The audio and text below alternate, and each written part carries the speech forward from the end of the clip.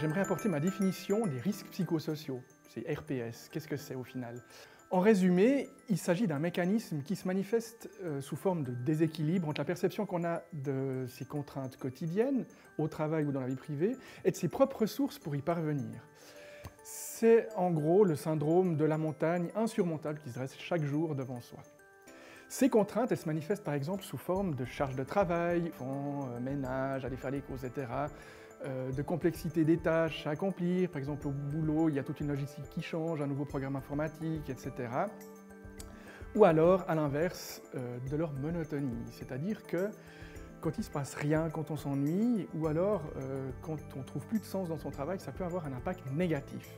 Donc tout ça, ça va engendrer un stress pathogène, donc va générer des maladies et qui, sans intervention, peut devenir chronique et générer par exemple de la dépression, un repli sur soi, une perte de motivation, des troubles anxieux. C'est possible de générer des maladies articulaires comme l'arthrose ou des maladies tendineuses comme des tendinites, etc.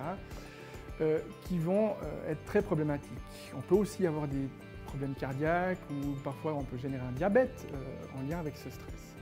Ce qu'il faut savoir, c'est que c'est un cercle vicieux dont il est très difficile de s'en sortir. Par exemple, si on a trop de travail, qu'on n'arrive plus à donner le tour, on va vouloir en faire plus, puis en faisant plus, on va se fatiguer. En se fatiguant, on va être moins performant, donc on va voir qu'on va être moins performant. À quelque part, ça va nous déstabiliser, donc on va vouloir encore en faire plus, et petit à petit, on va s'épuiser. Comment éviter les conséquences des risques psychosociaux? J'ai envie de dire, le meilleur remède, c'est la prévention. Ce qui est hyper important, c'est, si possible, se faire du bien quotidiennement. Moi, je propose toujours de lister, de noter par écrit les ressources et ce qu'on aime. Tout et n'importe quoi. D'une part, parce que tout le monde n'a pas les mêmes loisirs, n'a pas les mêmes choses qui leur font du bien, et tout le monde ne le fait pas à la même quantité. C'est-à-dire que pour certaines personnes, elles peuvent gérer le stress en sortant une fois par semaine, en faisant une marche ou alors en allant faire du shopping, peu importe, alors que d'autres auront besoin de faire ça quotidiennement. Il n'y a pas de règle fixe, c'est chacun sa découverte et ses besoins. L'autre objectif, c'est vraiment de se l'octroyer au moins une fois par jour.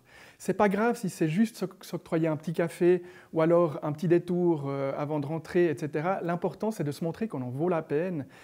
Plus bas, je vous proposerai des conseils simples pour y parvenir, simples et surtout peu coûteux en termes de temps et de finances. Par contre, si nous sommes déjà atteints par des risques psychosociaux, enfin par ces conséquences, c'est-à-dire si on est en dépression, épuisement, burn-out et tout ça, ce qui est extrêmement important, c'est qu'on ne doit pas être seul là-dedans. Alors qu'on a tendance justement à s'isoler, à avoir l'impression qu'on peut gérer soi-même, que ça va aller mieux demain, etc. Comme on l'a vu avant, c'était un cercle vicieux. Donc il est très difficile de s'en sortir.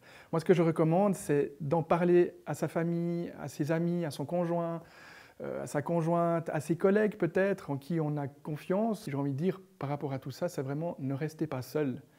Trouvez de l'aide et puis cherchez.